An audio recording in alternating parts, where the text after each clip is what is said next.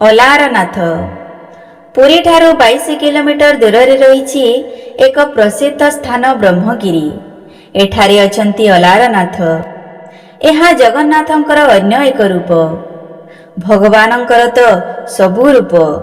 ପୁରୁଷୋତ୍ତମ ଚନ୍ଦ୍ରିକା ଗ୍ରନ୍ଥ କହେ, ଅଲବନ୍ଦା ଆଚାର୍ଯ୍ୟ ନାମରେ ଜଣେ ବ୍ରାହ୍ମଣ ଦାକ୍ଷିଣାତ୍ୟରୁ ଆସିଥିଲେ ଅଣସର ସମୟରେ ଶ୍ରୀ ଜଗନ୍ନାଥଙ୍କର ଦର୍ଶନ ନିମନ୍ତେ। ସେବକମାନେ ଜଗନ୍ନାଥ ଦର୍ଶନ ମିଳିବ ନାହିଁ କହିବାରୁ ସେ ଦୁଃଖରେ ଭାଙ୍ଗି ପଡ଼ିଲେ।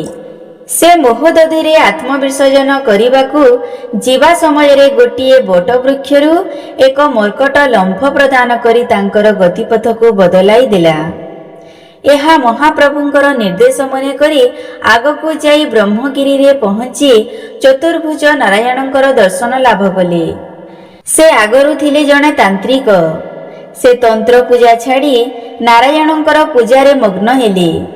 ସେଥିପାଇଁ ସେହିଠାରେ ଥିବା ନାରାୟଣଙ୍କୁ ଅଲବନ୍ଦା ନାଥ ବା ଅଲାରନାଥ କୁହାଯାଏ। ଚୈତନ୍ୟ ମହାପ୍ରଭୁ ଜଗନ୍ନାଥ ମହାପ୍ରଭୁଙ୍କର ଦର୍ଶନ ଏହି ଅଣସରରେ ନ ପାଇ ହତାଶ ଭାବରେ ମୋହଦଧିରେ ସ୍ନାନ ବେଳେ ଏକ ଆକାଶବାଣୀ ଶୁଣିଲେ, ମୁଁ ଏହି ସମୟରେ ବିଷ୍ଣୁ ରୂପରେ ବ୍ରହ୍ମଗିରିରେ ଦର୍ଶନ ଦିଏ। ଏହା ଶ୍ରବଣ କରି ଚୈତନ୍ୟ ବ୍ରହ୍ମଗିରି ଯାଇ ଅଲାରନାଥ ମନ୍ଦିରରେ ଦର୍ଶନ କଲେ ଓ ଏକ ପ୍ରସ୍ତର ଖଣ୍ଡ ଉପରେ ଦଣ୍ଡ ପ୍ରଣାମ କଲେ। ତାଙ୍କର ସେହି ସମୟରେ ମହାଭାବ ସୃଷ୍ଟି ହେଲା। ଶରୀରର ଉତ୍ତାପରେ ପ୍ରଣାମ କରୁଥିବା ପଥର ତରଳି ତାଙ୍କର ମୁଖ ଓ ଶରୀରର ଆକାର ଚିହ୍ନ ସୃଷ୍ଟି କଲା। ଏହା ଏବେ ମଧ୍ୟ ସେହି ମନ୍ଦିରରେ ରହିଛି। ବର୍ତ୍ତମାନ ବୈଷ୍ଣବମାନେ ସେଠାରେ ଏକ ମନ୍ଦିର କରି ଏହି ପଥରକୁ ପୂଜା ଅର୍ଚ୍ଚନା କରୁଛନ୍ତି।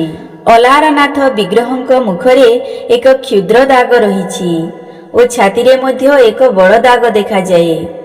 ଶୁଣାଯାଏ, ପୂଜା କରୁଥିବା ବ୍ରାହ୍ମଣ ତାଙ୍କ ଶ୍ୱଶୁରାଳୟ ଯିବା ସମୟରେ ତାଙ୍କର ଛୋଟ ପୁଅଟି ଘରେ କ୍ଷୀରି ପ୍ରସ୍ତୁତ କରି ନେଇ ତାଙ୍କୁ ପୂଜା କଲା।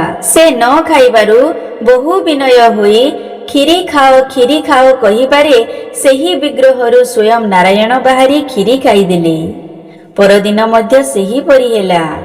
ପୁଅର ମାତା ଏହା ଅବିଶ୍ୱାସ କରି ତା ପରଦିନ କବାଟ ଜଳାରେ ଏହି ଘଟଣା ଦେଖି କବାଟ ଖୋଲି ଭିତରକୁ ପଶିଗଲେ।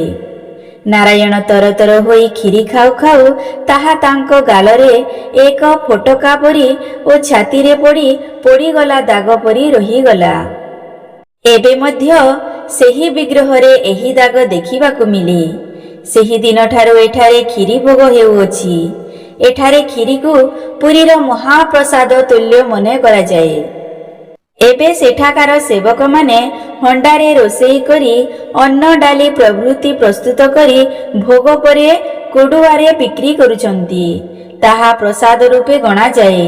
ମାତ୍ର କ୍ଷୀରିକୁ ମହାପ୍ରସାଦ ତୁଲ୍ୟ ବିବେଚନା କରାଯାଏ। ଏହା ଦ୍ୱିତୀୟ ଶ୍ରୀକ୍ଷେତ୍ର ପରି ମନେ ହୁଏ। ଏଠାରେ ଏକ ମହାଲକ୍ଷ୍ମୀ ମନ୍ଦିର ମଧ୍ୟ ନିର୍ମାଣ କରାଯାଇ ପୂଜା ଅର୍ଚ୍ଚନା କରାଯାଉଛି। ଅଣସର ପରେ ପ୍ରତିବର୍ଷ ଏକ ଯଜ୍ଞ ଅନୁଷ୍ଠିତ ହେଉଛି। ଏହାର ଅନତି ଦୂରରେ ରହିଛି ପଞ୍ଚମହାଦେବ ମନ୍ଦିର, ବାଲିହରି ଚଣ୍ଡୀ ମନ୍ଦିର।